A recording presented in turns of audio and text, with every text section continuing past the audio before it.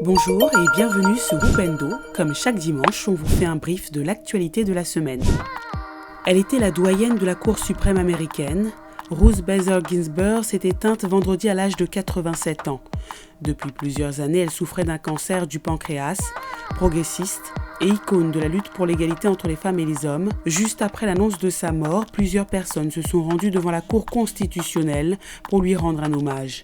La bataille pour choisir son successeur a déjà commencé. Donald Trump voudrait nommer immédiatement son successeur, alors que les démocrates réclament qu'il soit nommé par le futur président élu.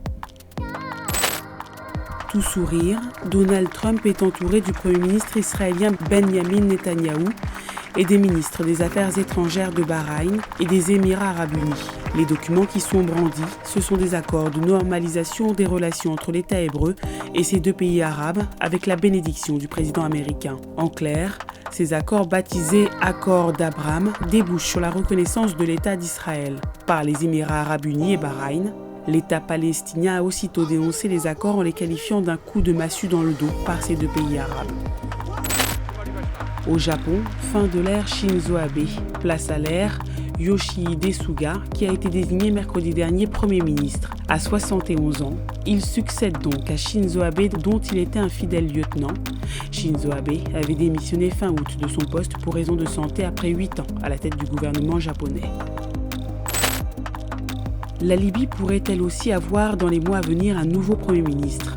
L'actuel chef du gouvernement reconnu par la communauté, Fayez el-Sarraj, a annoncé cette semaine sa volonté de quitter ses fonctions avant fin octobre pour céder la place à un nouvel exécutif issu des pourparlers en cours.